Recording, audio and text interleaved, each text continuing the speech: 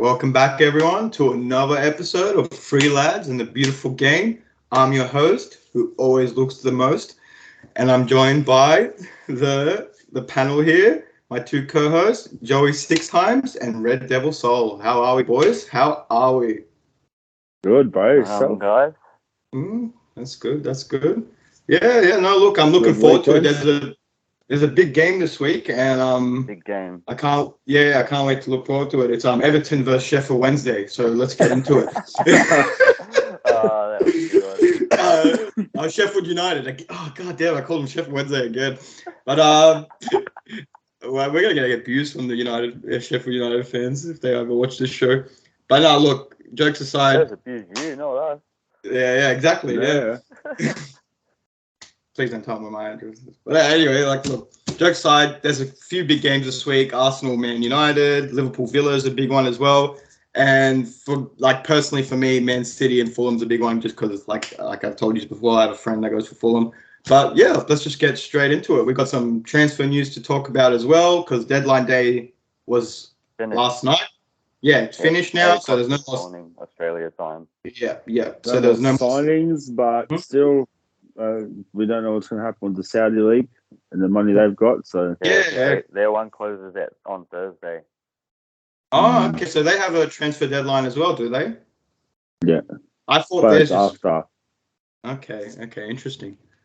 All right. Well, there's a lot of news to talk about. All our clubs did some signings during the end of the transfer window anyway, so we have a fair bit to talk about, and also our prediction league at the end.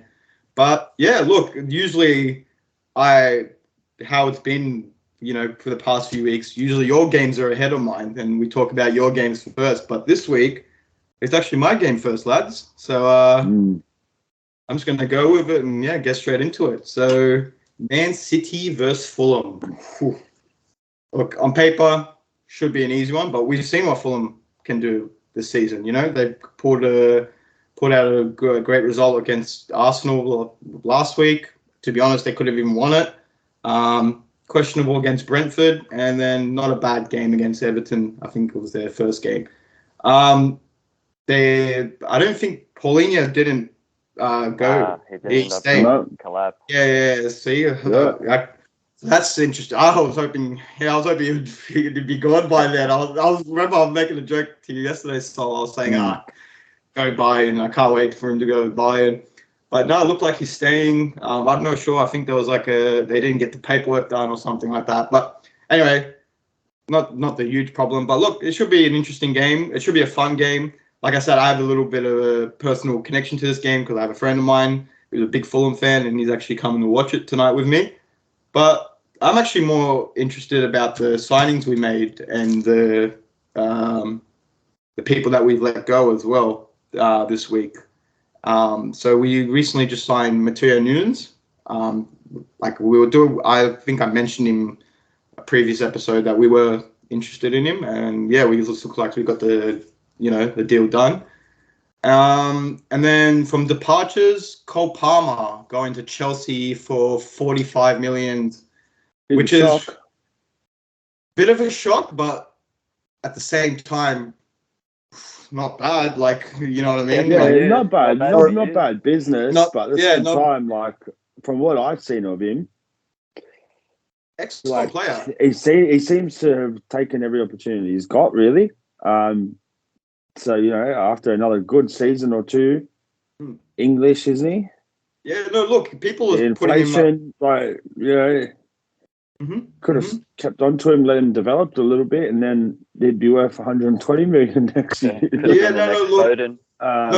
That's what I was about to say. Thank you. A lot of City fans and people that were seeing him were comparing him to not like Foden, but like the same upbringing as Foden. Yeah, you get what I mean? Bracket same bracket. Exactly. Like you said, English, young talent through the academy.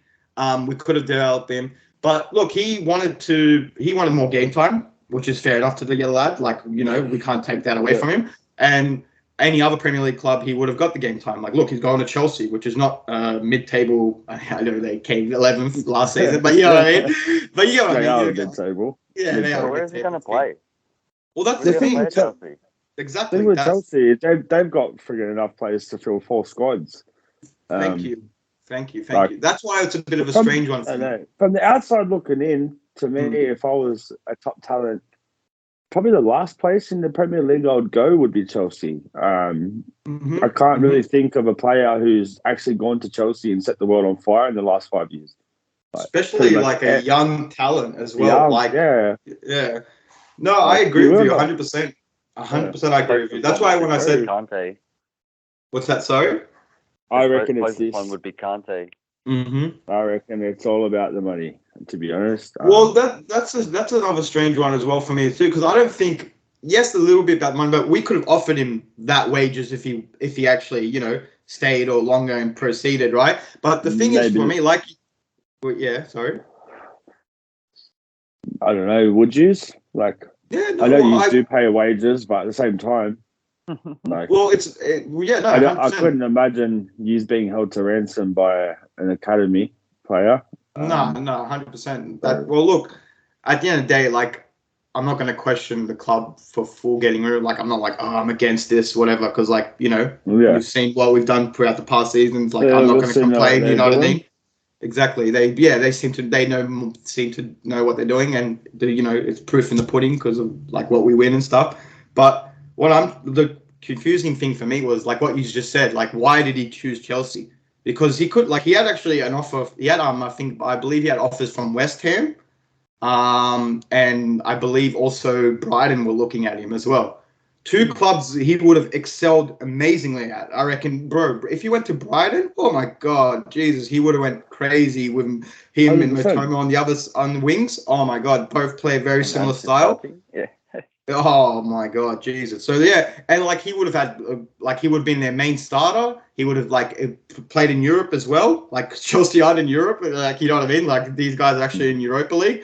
So yeah, it's a bit of a strange one to me. But look, fair play to the lad. He's we're not gonna hold anything against him. He doesn't own anything to the club. He's put his time with it, and if he wants to go play, fair play to him. You know what I mean? But I just hope for the footballing side he does well, but for a rival side, I hope he fails miserably because fuck Chelsea. No, look, but yeah, no. Other than that, it should be an exciting week for City against Fulham. It's going to be a tough one. I'm not going to underestimate Fulham. I think we should beat them. It should be at the Etihad. Yeah. I was going to say you lose there to me at the end at the Etihad. Yeah, that was when you had Solskjaer though. Yeah, you know what I mean. Always at the wheel.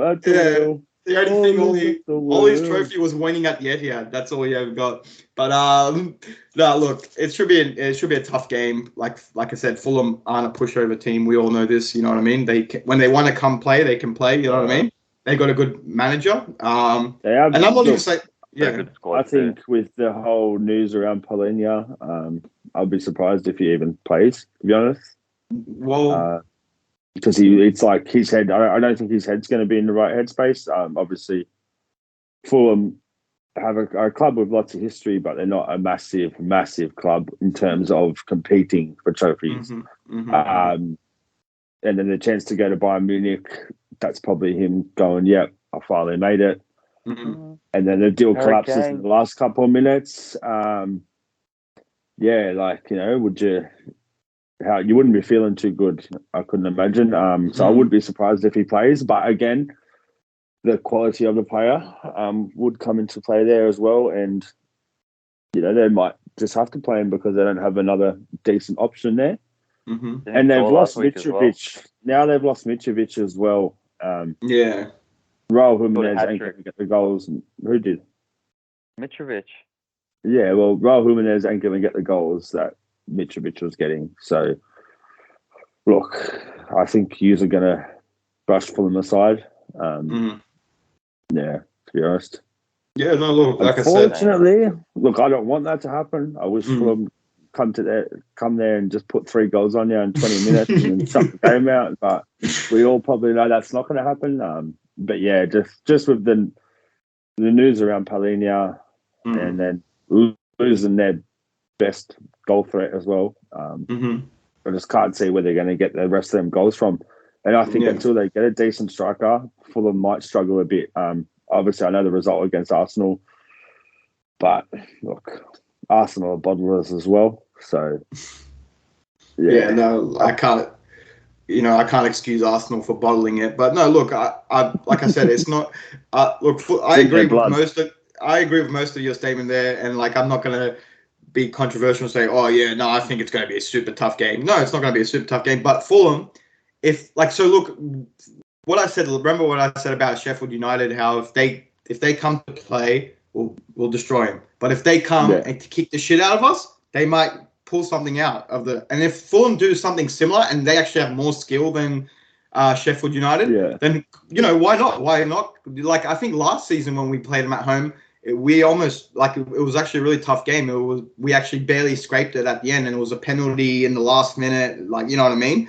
And I think even in that game too, they didn't even have Paulinho because he was injured. So look, Fulham can make it a tough game, but look, like you said, bro, if City come to play, then we should brush them aside, and that'll be good too, because then there'll be 4 wins coming after the international break, and that'll be looking pretty good coming. Let's just hope you get a few injuries in the international break. Oh, I mean, we usually do. To be honest, I'm not gonna lie, we usually cop like a niggle to like.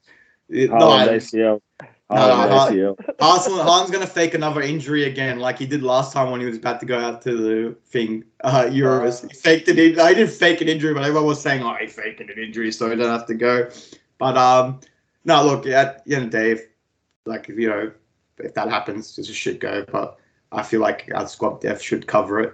But look, there's not much to say. All I'm saying is I'm looking forward to Matteo Nunes if he does make a debut. If he plays tonight, and Jeremy Doku, because we didn't actually get to see him last week, so I'm still waiting for him to play. So maybe he'll start tomorrow. Tonight I should say. But yeah, no, look, I don't have much to say. If you want to add anything onto the news or anything, please go. If not, we can move on. Nunes, I'm sure he's brushing them aside. Mm-hmm. Yeah, I'm sure Pep will get the best out of Nunes. Whether or not he starts or plays a small role. Mm-hmm. Same with Doku. We all know Pep doesn't really like throwing people straight in the mixer. Because obviously you play a very particular type of football, and if you venture outside of that, Pep starts going ballistic. So whether or not he's had enough time to learn the system will be the deciding factor of whether or not he plays, I reckon. Look, again, hope he comes on and injures himself. But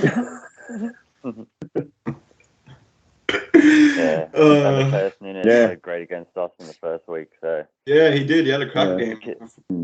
Definitely, he's going to be playing good when it comes to use. No, like you said, if Pep, we know how Pep is. If he can bring out the best of him, which we already know he's really good, then God, we might have another world class player on our hands. You know what I mean? But no, look, we move on. Should we do the predictions now or wait till the end? No, we'll do it now. We'll do it now? All right, cool. I guess I'll go first because it's my team. I'll be respectful. City 2-0. City 3-0. Yeah. City 3-0. 3-1. 3-1. All right. Cool. You reckon Fulham are going to breach the defence? I really hope they do. Yeah, Andres Pereira. Let's go. If they do, they'll score first. You know what I mean? Like an heaps early goal, or they'll get a consolation. One of the two. On to the next game, eh? Yeah, on to the next game, which is actually, if it wasn't for, Man U and Arsenal, this would probably be in the game of the week for sure. But we move on to Liverpool versus Villa. And please take it away, Joe, 6 time. Yeah, well, starting at the back, obviously no Van Dijk, no Konate. 2 games?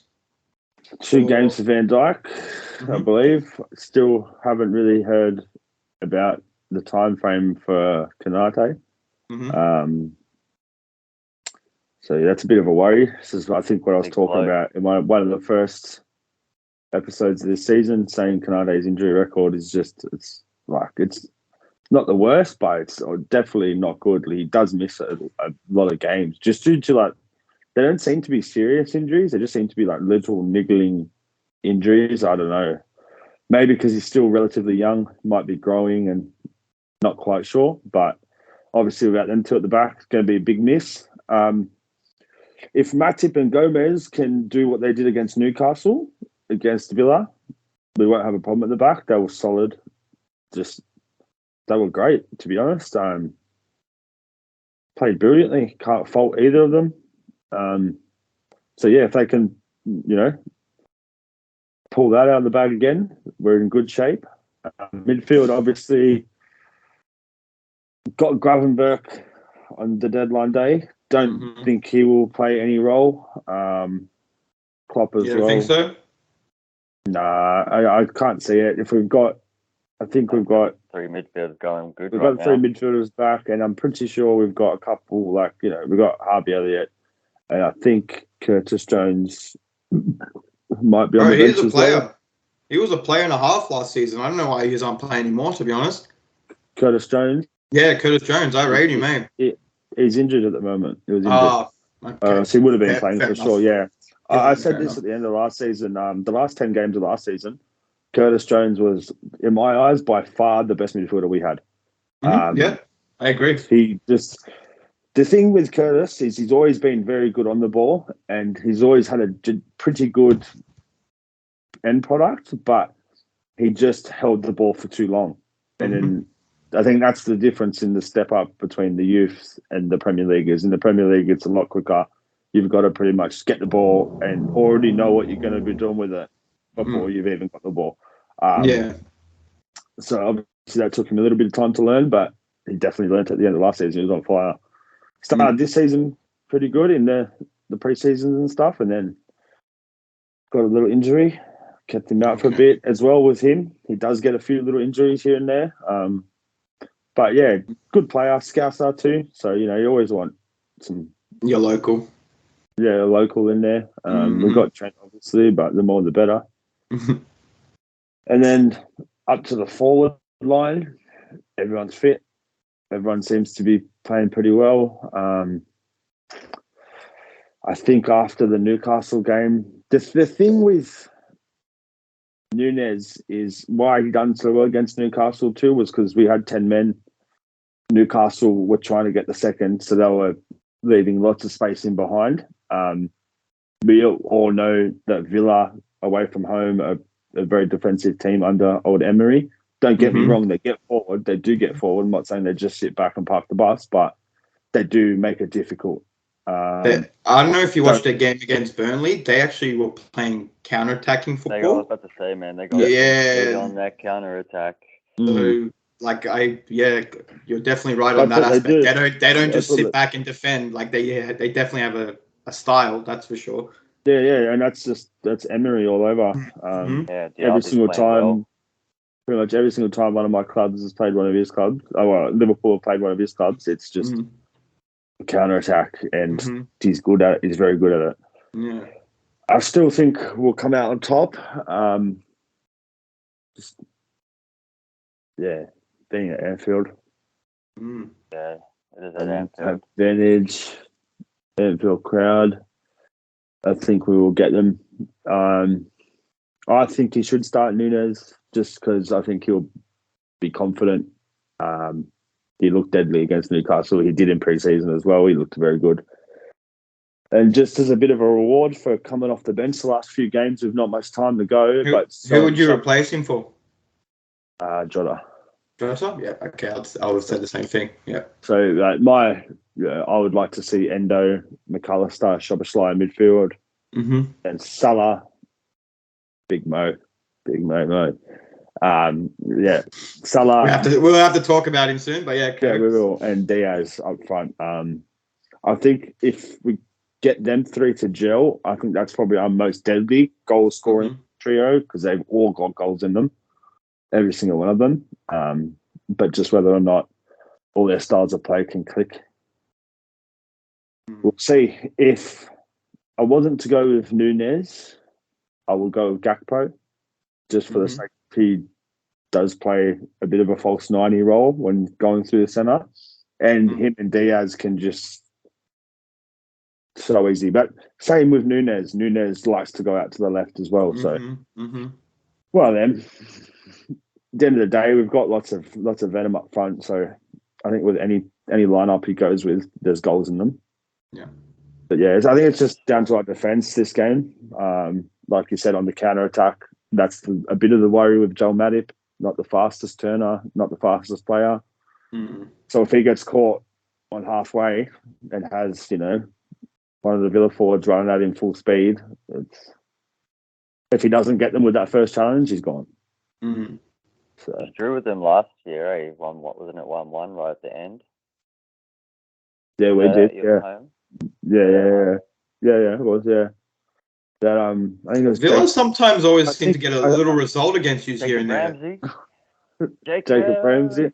But I'm pretty sure when he scored, he did. He scored and then the cop. No, he didn't. Oh, he did. No, he didn't. He did to the cop, and I was like, at that point, I was like looking at flights to England. Where does Jacob Ramsey live? I'm pretty sure I messaged you as well, and I'm like, Jacob.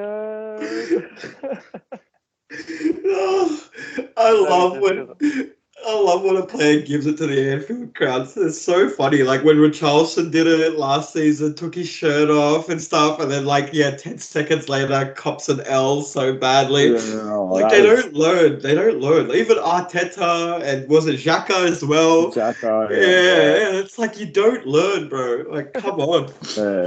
Well, I think Mourinho said you don't give them anything to fire off. Bro, Pep said it multiple times. We've had to learn the hard way multiple times. There's been times where we actually looked like we're going to win the game. Then, Pep has an argument with the fourth official or one of the fans or something. Then all of a sudden, and then Liverpool score 3 goals. It's like, how has that happened? Like, they didn't do anything throughout the whole game, and then they just scored 3 goals because Klopp went like this. Come on, boys. You know what I mean? He went like that. Yeah. He fixed his hair a little bit. Yeah, and then that's it. Yeah. Tell Wout Weghorst not to touch that Anfield sign ever again.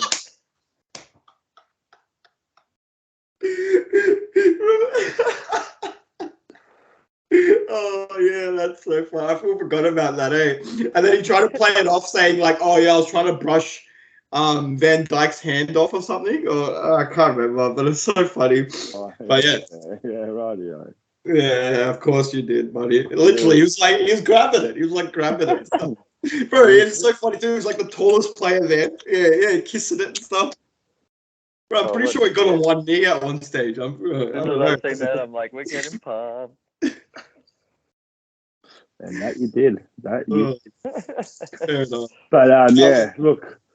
So Gravenberch in deadline day. Again, haven't seen much of him, to be honest. I do watch a few Bayern games here or there. Mm-hmm. Again, he hasn't really featured for them in the last year. Why is that? Do you know? Well, Thomas Tuchel has said in his system he doesn't have room for a player like him. And look, I think it could be a good signing for us. Obviously, £25 million. I think it works out to roughly. So that's pretty cheap. Yeah. In today's market. I was about to say, especially now, this freaking transfer window. We all know what Klopp does. Famous example, Salah went to Chelsea, done nothing, went to Roma, came to Liverpool. The rest is history. So just because a player hasn't made it somewhere,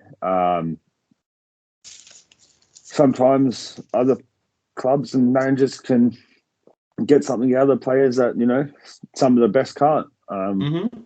So it'd be interesting to see. Obviously, being Dutch, he's got Van Dijk and Gakpo to help him settle in. Okay. I haven't really heard anything bad about him, which is good. Just really that he didn't get much game time at Bayern. And at the end of the day, Bayern's midfield is just loaded. Quality. It would be very, very, very difficult to get into that squad in midfield. We all know that they prefer a German midfield as well. Someone from Dortmund. They do, yeah. Any German from Dortmund, come on. It's could work out for him. It might not. I just don't see him as a 6, and I don't think he's got the quality. Well, I haven't seen him play again, but just judging by that, I don't think he will have the quality to put Szoboszlai or McAllister out of their positions. So I think he's probably going to get limited time as well to begin with. He's only 21 though. Okay. And look, Yeah. we needed depth in midfield. We did. Now we've got him. I think looking at the midfield from last year to this year, I think we've definitely taken forward steps. We're bringing on a 21-year-old with a very high potential ceiling. Where last year we're bringing on a very old James Milner. Not having a dig at James Milner, but he's not the player he used to be. It's an upgrade. It's definitely an upgrade. So look, happy with the midfield rebuild that we've undertaken, and got rid of, I wouldn't say deadwood, but older players who were starting to come to the end of their careers, and we've replaced them with fresh, young, energetic legs, which is what a Klopp midfield needs. And I'm excited. Interesting. I'm just excited. I'm honestly excited. I hope we don't get any red cards. And I just want to see one game where Szoboszlai can get forward and just have a bit more attacking freedom. And I want to see what he can do without having that defensive responsibility of being in a 2-man midfield against 11 men.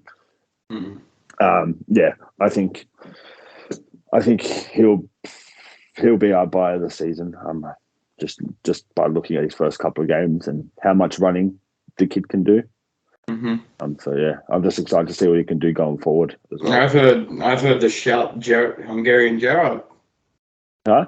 I've heard some shouts. Yeah, I've heard some shouts. Hungarian Gerrard, the next Hungarian Gerrard. Is this have you heard this? Is this something you're seeing, or is it a bit too early to start? Is this a YouTube video you watched? Yeah. Welcome to Liverpool, Hungarian Gerrard. Yeah. Welcome to Man Go United. on sexual. Wait, what? Look, I'm not going to disrespect Gerrard, compare him just yet. Let's see him do it.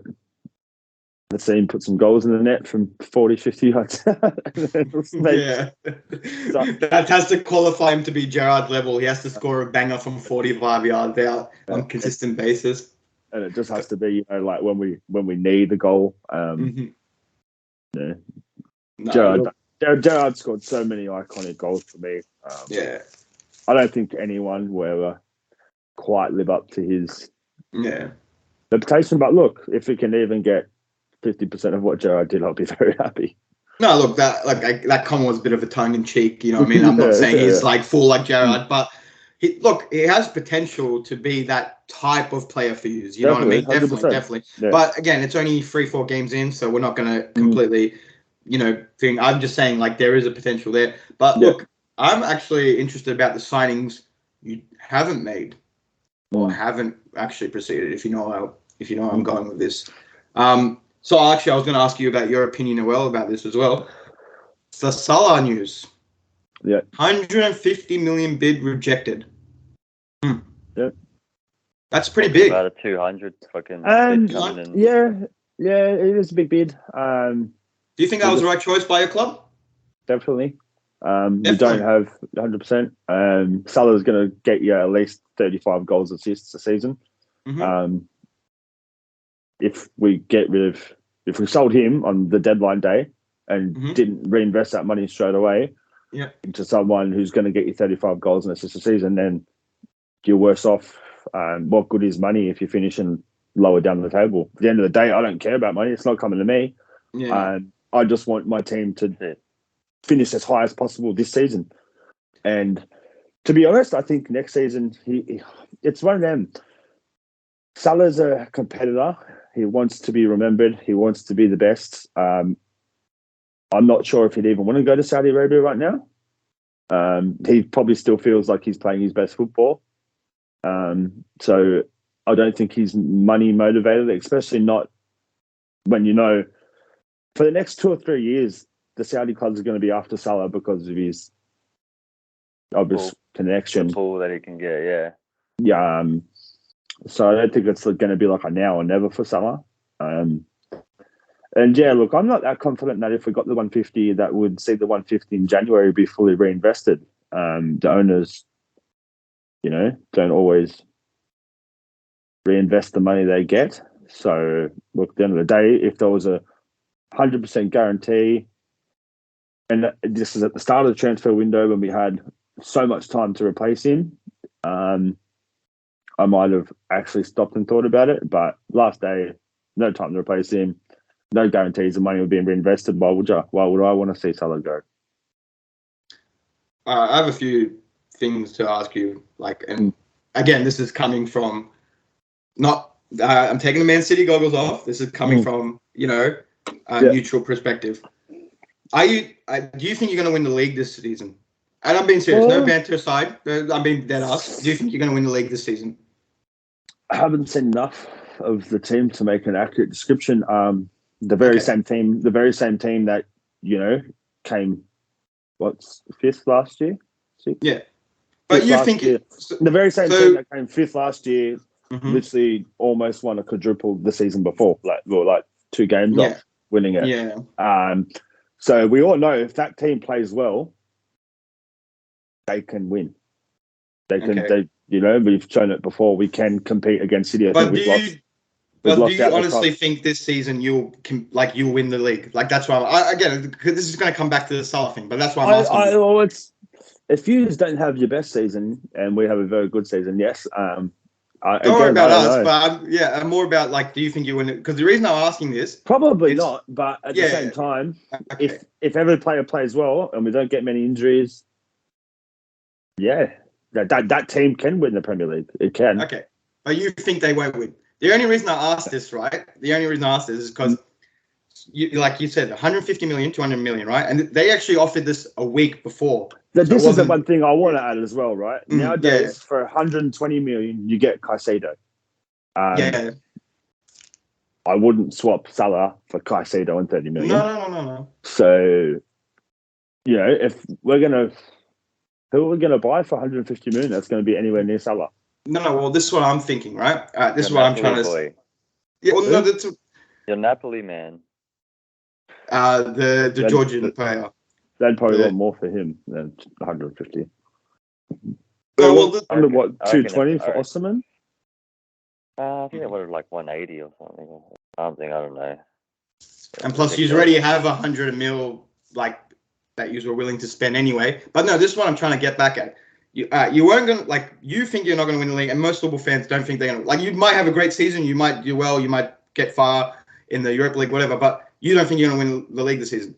So what I'm trying to say is, why not sell Salah, get the 200 million right, and then if you can't reinvest in this transfer window, reinvest in January coming, get players you really want, and then go on and then build for next season, and then maybe you can actually build on and go further next season. Because like you said yourself, I said in this transfer window, in the madness and the price of players, to replace Salah, you're going to have to spend 150 million virtually on one player. So you're not going to rebuild. You're just swapping Salah for Salah for another player. And but that's what I'm saying. To be honest, I don't see any right winger in the world who I'd swap Salah with. I wouldn't.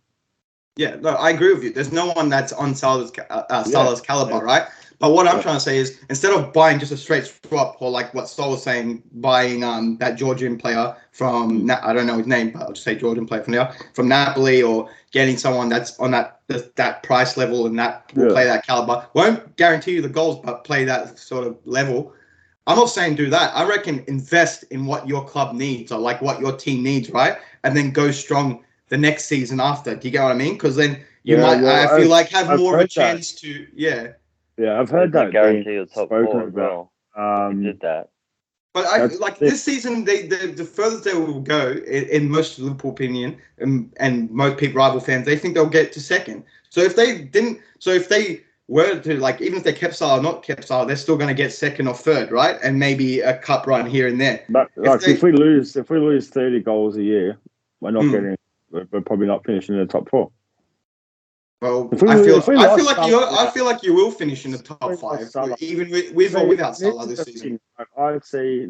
I've been reading lots of comments and stuff on Instagram about it, and so many of the sell Salah is coming from rival fans, and that's for one reason and one reason only. Rival fans don't care about Liverpool.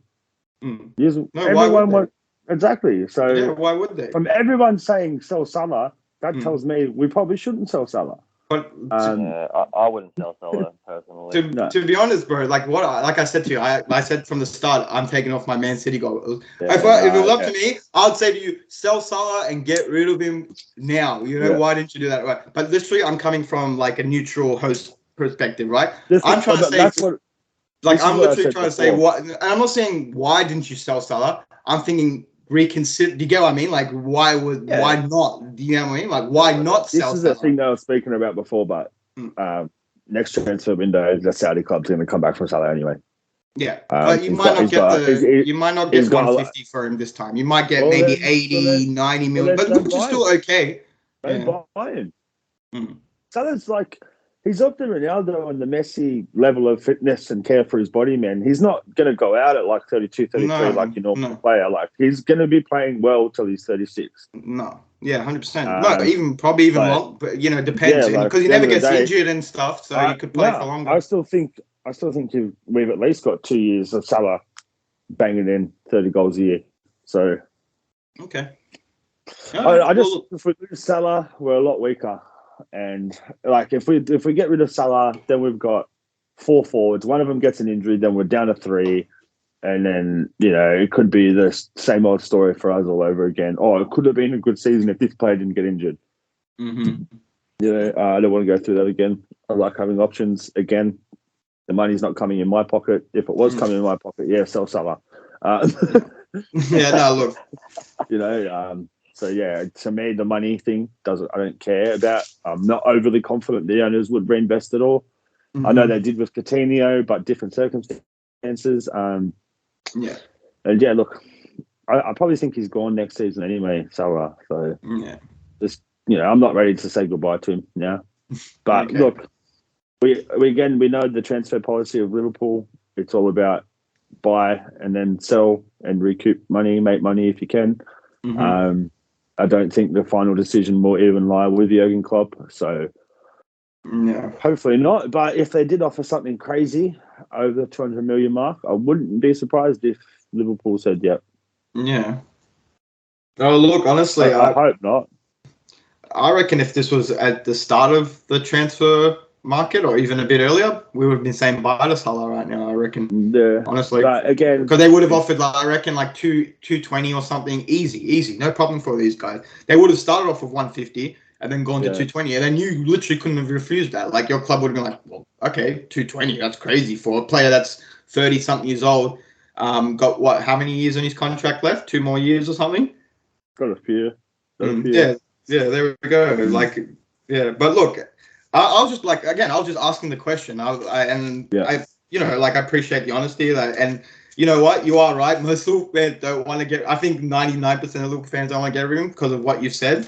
And people that are saying sell Salah are the rival fans or the people that aren't actual Liverpool fans. But again, this was more of a what if question. You know what I mean? Because it was a lot of what ifs, And I was just more of a curious thing because, to be honest, that's a lot of money. And a lot of money, but nowadays the inflation and the rest of the crap, like Declan Rice, 110 million, Caicedo, 120 million.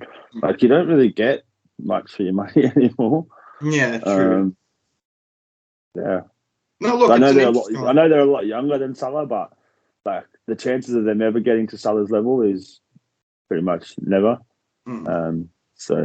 Well, that's hard to say because Salah's like a generational talent. You know what I mean? Like he's he's literally, like you just said, he's just underneath the Ronaldos and the Messi, and not even in a disrespectful way. You know what I'm talking about? He's just underneath the greatest of greats. You know what I mean? Yeah. And that's a statement in itself.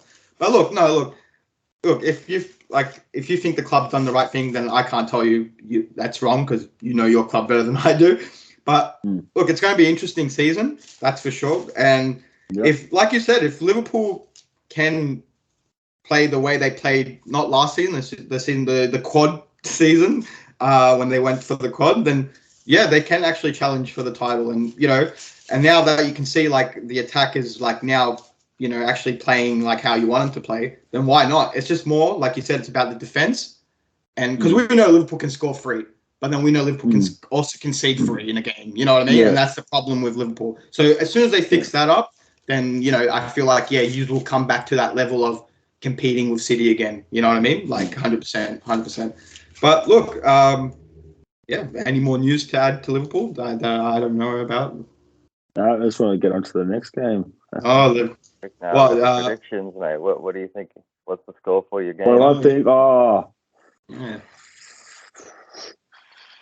3-1 Liverpool. 3-1 Liverpool. Thanks. 2-1 Liverpool. 2-1 Liverpool. Yeah. Fuck you, cunt. What'd you pick? I said 2-2. Oh, 2-2? 2-2. Oh, here we go. You're losing points this week, brother. Fuck you, motherfucker. Hope you draw. Very well could. It was not easy, but I just think look. Like, no, I'm just going off what you mostly just said then, George. You can score 2 to 3 goals, but you can also concede 2 to 3 goals as well. Yeah. That's the thing. Plus, you got no Van Dijk and Kanate. The counter attack. Got Endo, lads. Got Endo. Yeah, you're making a good thing here now, so I might have to change. I'm going to stick to 2-1. It's got, like you said, it's at Anfield, so I feel like they should pull through the home game and that. If it was at Villa, then we're talking differently. Again, I thought you were going to lose. Pardon? Is your game at Old Trafford? Or Emirates? Well, that's actually a good segue, actually. Thank you. Now, look, the game of the week, not just for us and for the Premier League. Man United versus the mighty Arsenal. Arsenal, yes. Sorry, my cousin Olive, if you're watching, please don't get angry at us again. We will talk about Arsenal sometime. See, we're talking about Arsenal now. Yeah. But look, take it away, Sol. What are your thoughts on this week's match? The big one. Actually, the first big clash of the season. Is that right? Like out of the big clubs, like you know what I mean. I'm not in bed. There's Liverpool and Chelsea. Newcastle. No, but that's a mid-table team versus. I'm talking about Chelsea.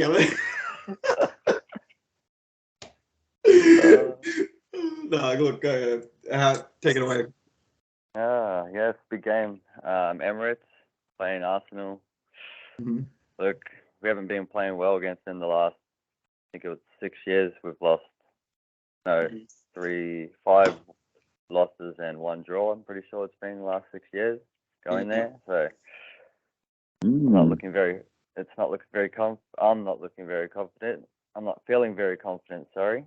My team's got a lot of injuries at the moment as well, so it's another bad sign going into the game. Out? So who's officially out? From the back. So we have Varane and Luke Shaw out. Ooh, Varane as well. Yeah, Varane just picked up an injury as well in the last game because he came off second half, and Lindelof came off. He's made of glass, man. Yeah, he is. That's why we've been trying to get a backup centre back. Reminds me of, SpongeBob, episode of SpongeBob, that guy made out of glass and he's got bandages all over him. That's what Varane is, poor guy. Yeah, literally. He's like, my glass is made out of bones. Do you reckon Big Harry's going to make an appearance? Nah, it's going to be Martinez and Lindelof should be at centre back. It'll be Wan-Bissaka and our lonely left back that I'll get into now. Mr. Reguilon. Is it Reguilon? Yeah. We signed Reguilon from Tottenham on loan just for a backup just for a season-long loan. But the difference was with Cucurella and him. Cucurella, Chelsea wouldn't let us do a give-back clause in January if Luke Shaw and Malacia came back fit. Plus, they wanted a loan fee as well. So Tottenham ended up giving us a little better deal, I should say. So we can actually, if Luke Shaw or Malacia come back, and we decide that we can give him back in January. So that's a thing that Tottenham gave us. Plus, we don't have to give him a little fee as well. That's a good deal, actually. Fair play to you guys. That's actually pretty smart. Yeah, so you don't have to hold on to the player throughout the whole season. No, not usual. Man United make smart. We can if we want, but we can give him back. Yeah, we've been terrible in the transfer market for the past 10 years. So I'm not saying this is a good deal. I'm just saying it's a backup one that we needed at the moment. No, actually, I was actually going to banter you, but now that you said that, that's actually not too bad. Fair play. Well, even though it's regular. That comes to mind is Saka versus Regulon. Yeah, that was what I was thinking as well. That's all I can think of. And you know what I was thinking? Don't worry, he's going to go hard. I hope he does the number. I hope he does the number on Saka and breaks his leg. So do I. You can't keep wishing on other players' downfalls. It's not allowed. I can do what I want. But it's going to be an interesting one. Yeah, it will. But, so we've got that as the left back. So that was one of our transfer business that we just did in the last few days. Regulon. We ended up signing a backup goalkeeper as well because we had none. But he's just a young goalkeeper that probably won't get much time. Maybe. Where from? Sorry. Fenerbahce. Okay. Yeah, Fred's team, man. Where Fred went. Yeah, Fred's team. Yeah, Fred's team. Yeah. So we gave them Fred, and he gave us a goalkeeper. No way they did. That's so funny. That's mostly just a backup one as well because we haven't got a goalkeeper at backup goalkeeper. Right back. Let Henderson go away. Yes, sorry. Yeah, we did let Henderson go to Crystal Palace. So we got some money back from him. It was only 15 mil though, so it wasn't that much. I'm pretty sure we were trying to get around 30, but I'm pretty sure he wanted to leave, so we just let him go. The whole summer he was saying that he wanted to leave, so it's better off just letting him go get some money while we can. Right back will be Wan-Bissaka. Midfield. So we've just signed another transfer today, or was it? Yeah, this morning. Just ended up finishing this morning on the transfer deadline day. Amrabat, finally got him. That's a good signing. 2 months. We've been saying that we've been getting them the whole transfer window, so it's about time that we finally got someone. Personally, I still wanted another midfielder, but we didn't get rid of Just for me, I find it weird that you've waited the whole transfer window to get him. I almost think like he wasn't your very first option. Yeah, like I said, I think Eric Ten Hag wanted another player, but he obviously chose the better club. So did Caicedo. This guy, he loves Chelsea. Hey, typical. I'll give it back. Temperature. Yeah. Go on. No, I can't remember where I'm at. Amrabat, yeah. Nunez, Gakpo. What about them? Man and I went in for both of them. Right. They both chose. Who ended up on top of you last season? Oh, here we go. With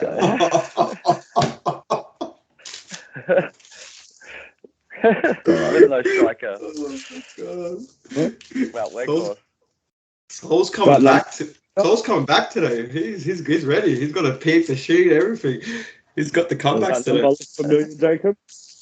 Who? Michael Owen. Does that number look familiar? No, I just see Michael Owen. Michael Owen? Yeah. Cool. Huh? That's cute.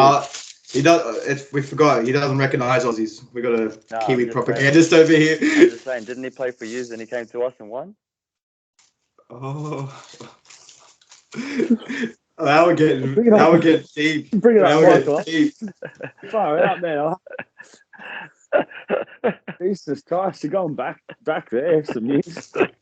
Talk about back to you. But yeah, anyway, back to the game. Sorry, viewers. This is what happens when I let the Liverpool and United fans take over. They just start arguing about stuff that happened like 5-6 years I love it. I enjoy it, and I hope you do it too. You only started just because you started watching football 5 or 6 years ago. All right. Who are you talking to? George. Me. You know, that's Nick Barker. Yeah. As soon as the Sheiks came in, he goes, yeah. Before that, I was a cricket fan, and then all of a sudden, I was like, oh, I like Manchester City. Right? That's the one. Yeah. Look, it's definitely gonna be a big game. Sorry for the side fact, run. Definitely gonna be a big game for the week, and I'm excited. So the Amrabat deal as well. That was a loan as well. So we've got him on a season. Oh, wait, you didn't sign him? Got no cash. I think United got no cash. So no cash. 10 million loan fee plus at the end of the season we have a 20 mil buy option, which will probably end up so it's 30 mil all up. I heard it was like a buy obligation. I think if he makes like a certain amount of appearances or something like that, like you have to buy him. Yeah, buy him. Yeah, that's what I heard anyway. I'm not 100% sure. Again, I don't really read too much into depth into United transfer news. So let's just hope he's like the rest of the players he's bought in recent times and flops. There's a couple there that didn't. Casemiro, Varane's played all right. Yeah. 30 mil for decent midfielder is pretty good. If we do end up buying him. It is 100%. He's a decent midfielder. I think if anyone watched the World Cup, you would have seen he was like the heartbeat of the Moroccan midfield. 100%. To be honest, I didn't know it was like Liverpool were looking at the deal. So I wasn't against buying him. Yeah, I wasn't against buying Gravenberg as well. If we got him, either one of those two, I was happy with. Again, I've seen more of Amrabat than Gravenberg. Amrabat's obviously a lot older, a lot more mature in the way he plays. But look, I think if you put him next to like Casemiro, I reckon that's what we should be doing. And just let Bruno just run right. Have them to protect him. Yeah, I think this could be onto something then, because you have Bruno doesn't get back, Bruno doesn't defend. He tries to, but he cannot defend.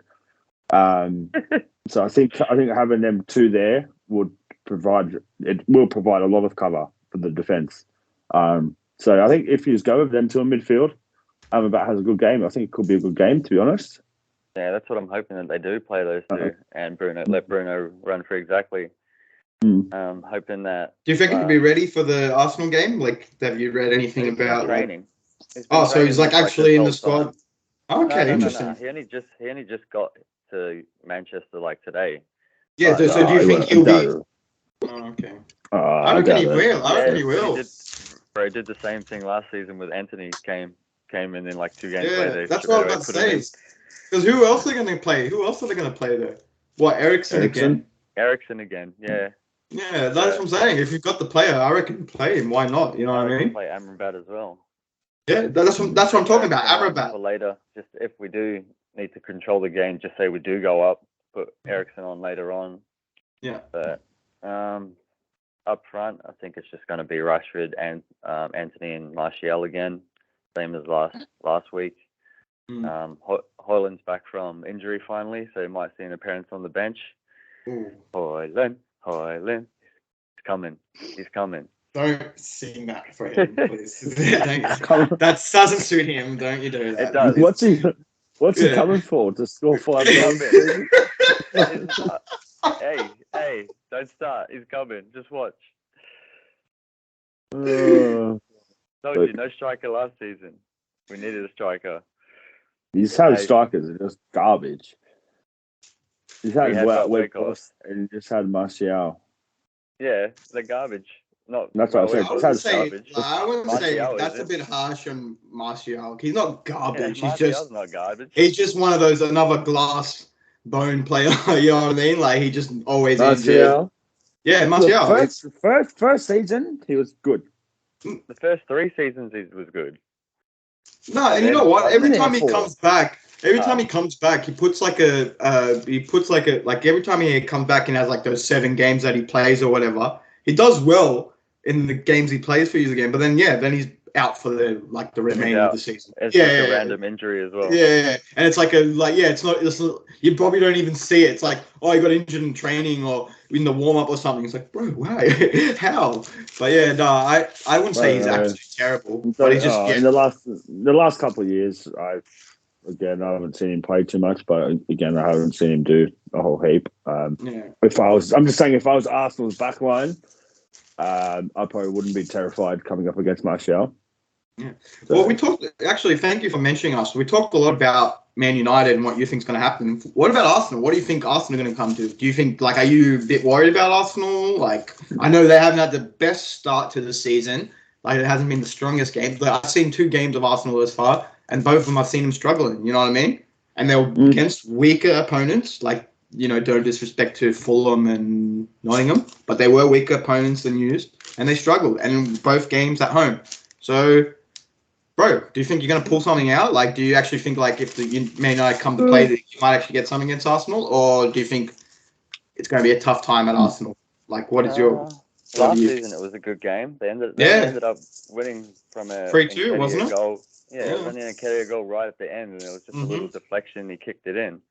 So we always do come to play when we do go there. It's just we always lose somehow.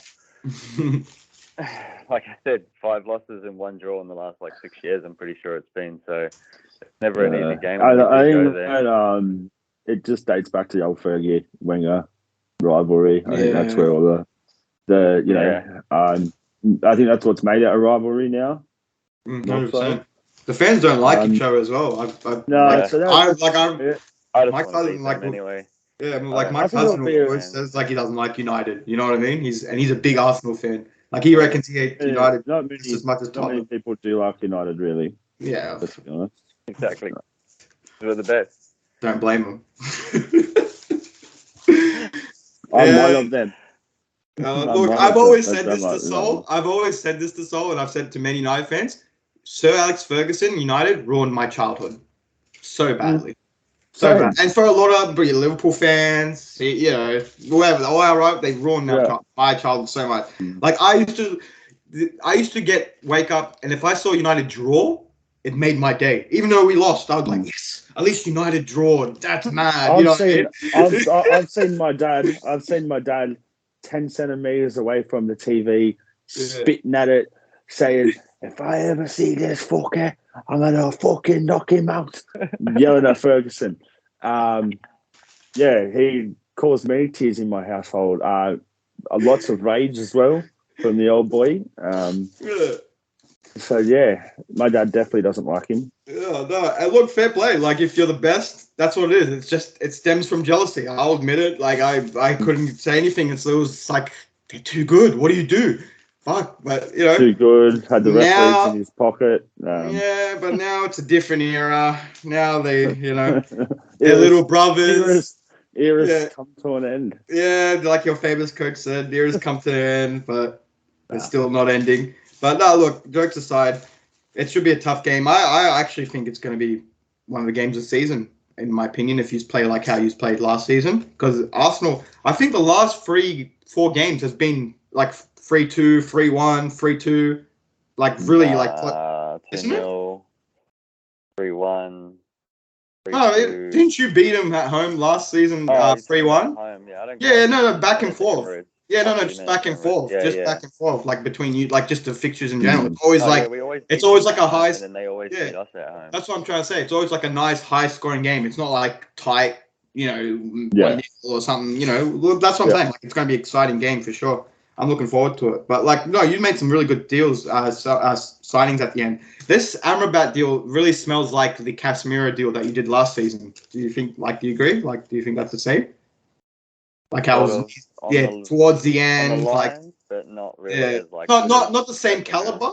Not the same caliber. Just the way you did it. I said, I still wanted another midfielder. I wanted to, but we kept McTominay. Still got my boy Donny van der Beek, even though we never plays. So you still got him. I thought he was going. Yeah, I thought he went too. I don't know. I've checked everything, and I'm pretty sure he still says he's there. So another bit of news as well. What we were talking about, I think, 2 or 3 episodes ago. Mason Greenwood if you've seen as well. Oh, yeah. On loan though. He ended up leaving, but on loan. So that means we're still keeping him, but we're just letting him go for the year. So that's weird. They said they've got rid of him. Yeah, that's and now. I was that's weird. Tripping out this morning when I seen it. I'm like, on loan? Like, okay. Or is it just maybe because he's a free agent, they've just loaned him? The old rapist. Is that what it is? Yeah. Hey, innocent until proven guilty. Like America says.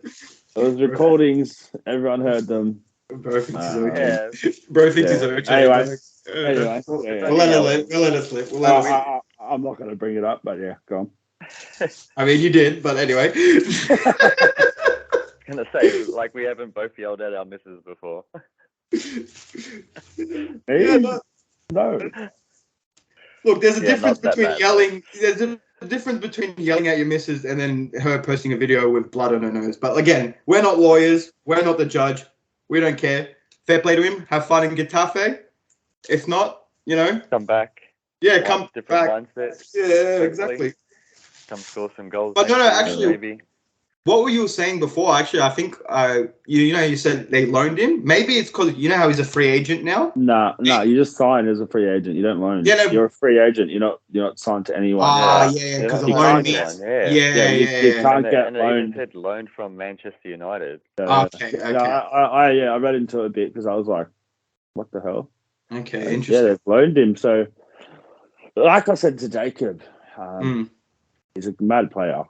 Mm-hmm. Like, regardless of what he done off the field, like on the field, he's a great player. I said to Jacob, like, if that didn't happen and he kept going the way he was going, he would have been worth probably Bellingham money. He's like, if that hasn't ruined his game and he can get back to that form, I can definitely understand why United didn't get rid of him completely. Yeah, from a football perspective. Hey, look, some of the greatest. Hey, some of the greats have copped stuff, and look where, no disrespect to Ronaldo, no disrespect to Messi. They've had their controversy, and look where they are. So at the end of the day, I don't think that you should not be able to play football because of something that happened off the field. Whether or not, if he goes to jail, then obviously you can't because you're in jail. Yeah. If you don't go to jail, then you should be able to play football. Like, keep all political and outside things out of football. It's just a game that we all want to watch and we want to see the best players doing it. If he's, deemed not to be a threat to society and he's allowed to go get a job, then why should he not be allowed to play football? When we give ex-cons jobs, why not? That's in my view on it. If he's not in jail, then why can he not kick the ball? No, I agree. I definitely agree 100%. But look, we'll see what happens. Like, he is, again, off the field. Off-field antics, great player. We can't take that away from him. But again, we'll see how he mentally, because this is a big thing. Mentally, this is it is, man. Gonna step him back exactly. So we're gonna see how it affects him. He might do, like you said, he might do amazing in Getafe and then come back and rejuvenate his career. One of two ways. Yeah. One of two ways. He's going to go there, score plenty of goals, and come back to United next season. Or he's going to go there, struggle, and you'll probably never hear of him again. Yeah. One of the two. Next Dele Alli. But any more news to add to the game, or? Not much. All right, cool. Not much transfer. I'm pretty sure I said them while I was going through the teams. Hoyland's back, like I said, mainly the whole thing. Hoyland's coming back. Hopefully, can come off the bench after Martial's finished with the 60 minutes that he only gives whenever he's back. Yeah. Never can finish a full game. It's going to be tough, but I'm still going to root for my team. So my prediction for my game will be 2-1 United. Nice. Who's next? Who wants to? Joey, you wanna? Because they both haven't been playing extremely good football. I'm tempted to say a draw, to be honest, but I just think with United's injuries in defence, that will get exploited. So I'm going to go a 2-1 win Arsenal. Hopefully they play Partey and right back, and then Rashford can go wild. 3-0 Arsenal. Oh. Yeah, I reckon they're going to do use. Like, again, no banter aside. They're gonna have like a statement game. And then this will be like your rejuvenate, like, it's like, now we got to be serious game as well. Rebuild. Yeah, exactly. Yeah. So I feel like that's what's going to happen. It might not happen. Yeah, it might not. Exactly. Green and gold scarves will come out in the next game, and then it'll kick off Man United's season. But again, this is not even banter aside. I honestly think this is what's going to happen. 3-0 to Arsenal. It'll be Arsenal. Fair enough. See, cousin, are you happy? Yeah, you can shut the fuck up. I'll take 3. I'm back, boys. Look, 3-0. Again, jokes aside, 3-0 Arsenal. I'm not even playing around. I don't think, like you said, the injuries is to your defense. And, you haven't played that well as well. But, look, we'll see. I could be wrong. And I have been wrong. That's why I'm coming last in the prediction league. And, that actually makes it a good segue. So, take it away. Let the fans and viewers know what's happening this week in the prediction league, and take it away, my friend. Okay, so this week in the prediction league, guys, we sort of stuffed up because we didn't really. We just waited till the transfer deadline day to finish before we made this, so we could get all the transfer and all our preview all in one show. We ended up missing out on the West Ham Luton game, so we just. I said 2-1. I'm pretty sure. I've got it written down. I've got it written down on my notes. Didn't we all say 2-1? I'm pretty sure we all said 2-1. Yeah, I've even got a date on my notes, so it's proof. Signature and everything. Yeah. But wait, can I see when it was edited? Can I see when it was last edited though, real quick? So we're just gonna skip that game for this week. So the next game will be Sheffield United and Everton. Obviously, the first team that I say will be the team at home. So, Joey, who do you think is going to do that game? Sheffield United, Everton? 1-1 draw. Banks? 2-0 Sheffield United. Oh, Sheffield. Sheffield what? Sheffield Wednesday.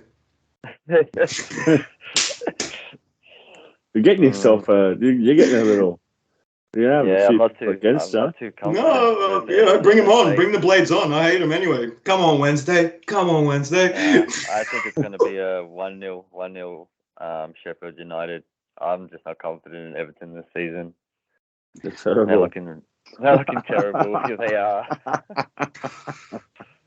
I got to tell you, bro. If they keep Sean Dyche, they're going down. Yeah. Hey, love. What at Everton? Going down. Not looking good for them, eh? You'll be loving it, eh, Joey? Yeah, I hate them. Look, I never liked Everton. And then when Jordan Pickford went and done Van Dijk's ACL and they were all laughing and just over the last few years, they just carry on. They're very, very bitter. Just, know your place. Then finally, you are now seeing where you belong. So, yeah, it's good.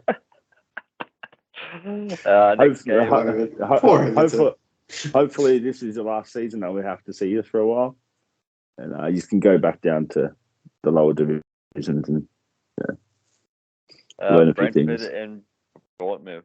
I'll take this first one, so we're not always just going in order, so we can. Good idea. Brentford.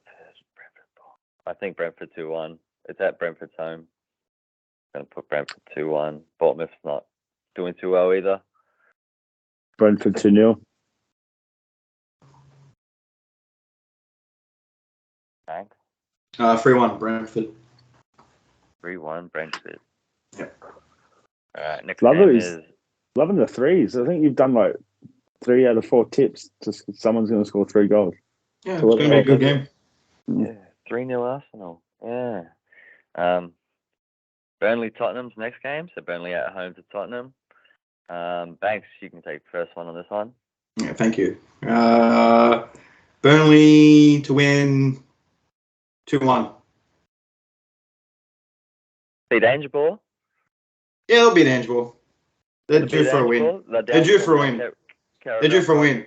No, they're due for a win. I have faith in my boy. No, I have faith in my boy Company. They're due for a win. Yeah. There's a reason he's last. I mean, he's not technically last. No, you. Yeah. Football, you're talking about Burnley too. Yeah, I was like, they're not last. I mean, they are equal last, but they're not technically last. Nah, man, 2-0 Tottenham. Cool. 2-0 Tottenham. I am predicting a bit of a stumble from the handball. Don't think Burnley are going to win. I'm going to go 1-1 draw.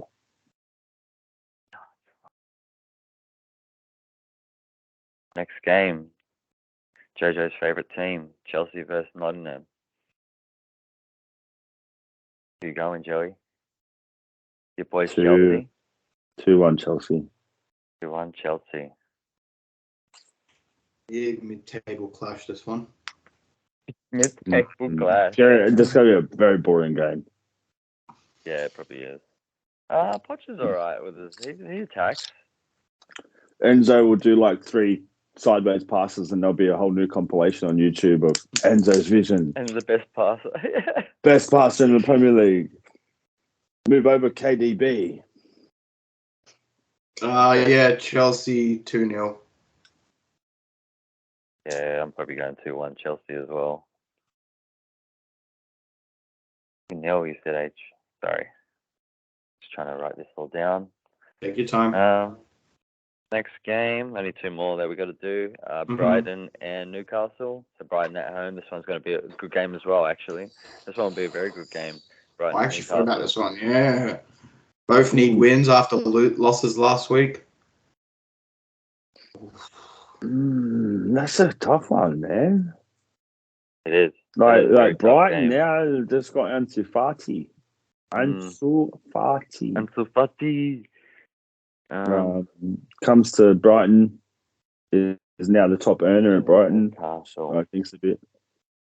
I think it's going to be a 2-2 draw. Yeah, I'm going 2-2. I'm going to go 3-2 Newcastle. Down from losing at not Anfield, at St. James. They're coming back. Yeah, they get angry. Joel Linton's going to start hacking again. Oh, he's already hacking. Doesn't matter. He was hacking when they were winning. Where you going, Banks? 3-3. 3-3. Yeah. They do score a lot of goals, Brighton? Yeah, because that's why I'm thinking Brighton they're very similar to Liverpool. They concede, but they score a lot as well. So could be a game like that. Last game of the week, Crystal Palace versus Wolves. Crystal Palace at home. 1-0 Palace. Yeah, 2-0 Palace. Oh, 2-1, sorry, 2-1 Palace. 2-1. 1-0. Wolves. What did they get last week, Wolves? They lost their best player. They won, but they just lost Mateo. You just said that. You just changed my mind. Yeah. Shut up, Joey. It was going to be a draw. Top of the table, bro. What are you doing? Yeah. 2-0 Crystal Palace. Sorry. All right. Oh, what? Breaking news: Mateo Nunes deal. Didn't go through. Yeah. He's playing striker against. And the quote was, "I can't wait to play against Crystal Palace." Crystal Palace play all right, man. That's what I just said. Play. Yeah, well, I guess you have to switch it up and pick Wolves. Another thing we missed out as well, the draws, boys. The draws. Talk about a little draws quickly. Oh, yeah, the Champions League draws and Europa League. I'm not going to say much, but we got Bayern. I'm looking, hopefully that we can come second. We got Bayern Munich, so if we can get a point out of any of them 2 games, I'll be happy. Galatasaray is probably going to be our hardest away game.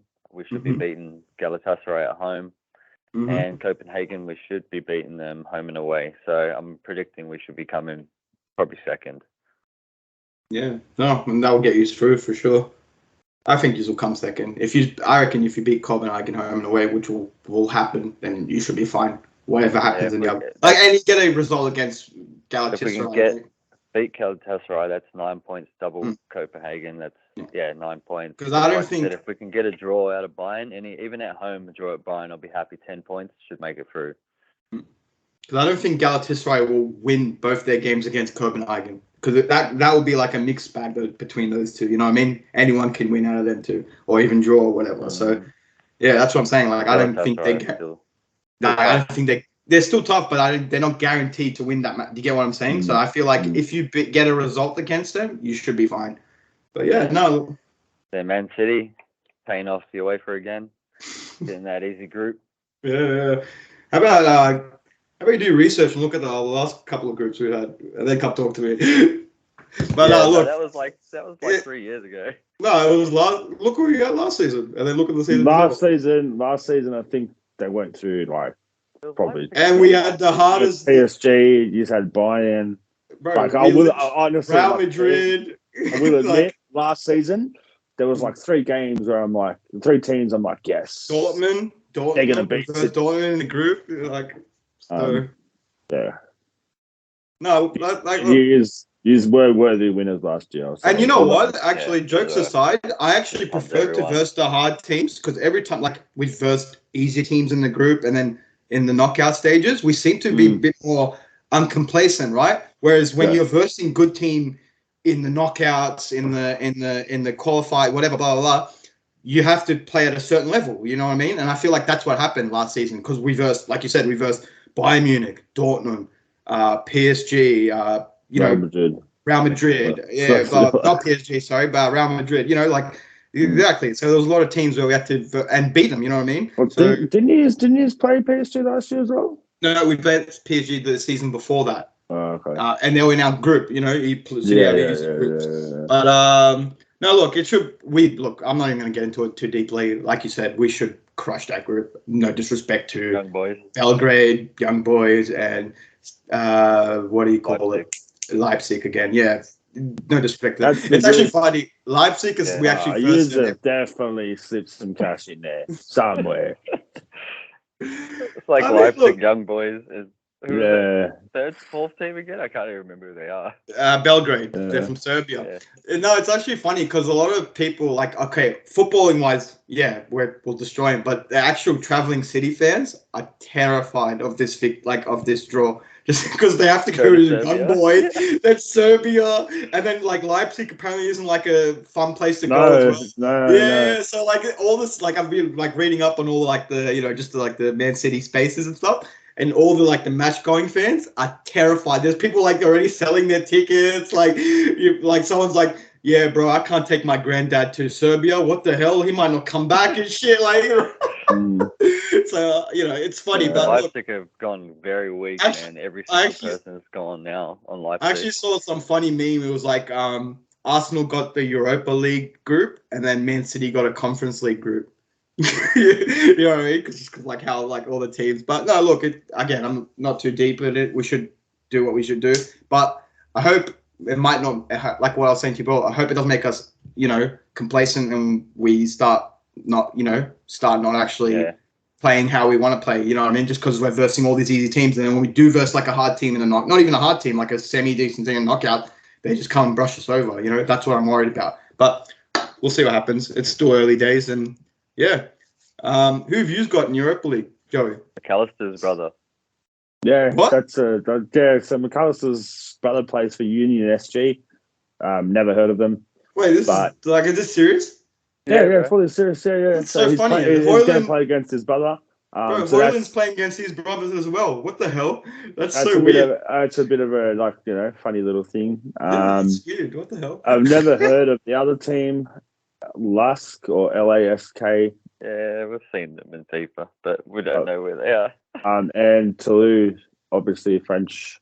I think they're probably I know Toulouse. Team that's going to give us a bit of a run for our money. I think Klopp will probably rotate a lot in this. I personally don't know. Do you think you will take it serious? Do you actually would you want to take it serious or not really? You don't care.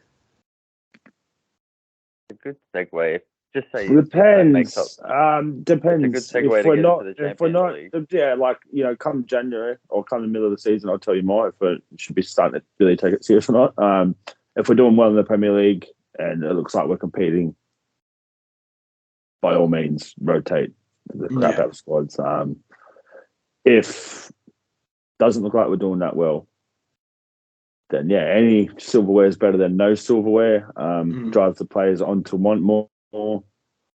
And obviously, it's not the biggest European competition to win, but get you in the Champions League. Gets you in the Champions League, gets you money to spend. Gets you in the market. Actually gets you first pot in the Champions League as well. That's actually a lot of people forget about that. Like that's actually a big thing. Yeah. Like because Seville this season had no reason to be in the top pot. They took it over Real Madrid's spot this season. Did you realize that? Real Madrid were in the second pot.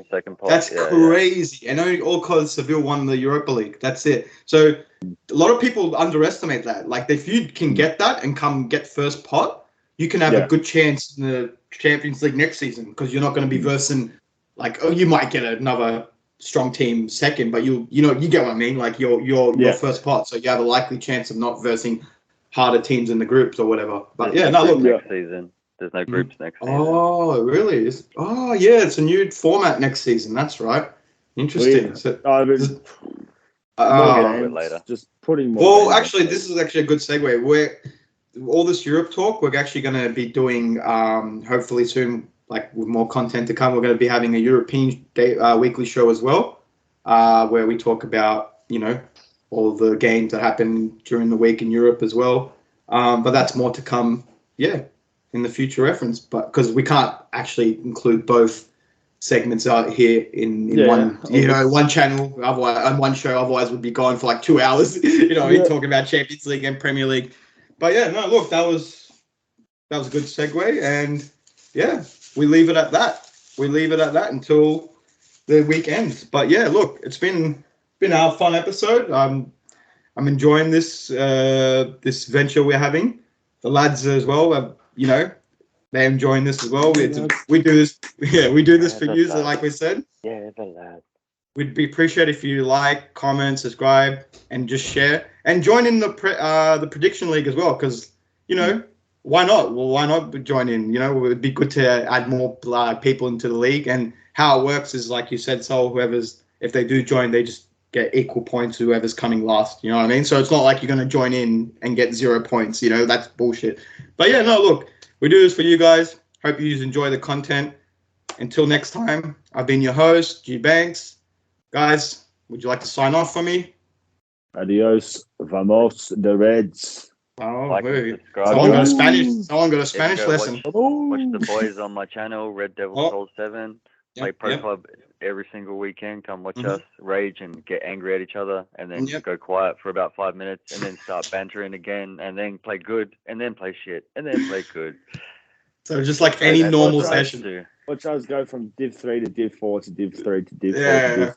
The absolute scenes. Rotation. The scenes of happiness. We love scenes it. Of other. I love it. We're practically the next Norwich of pro clubs. We're just the biggest yo-yo club in the world. We just bounce back from 3 to 4 like we own the thing. You know what I mean?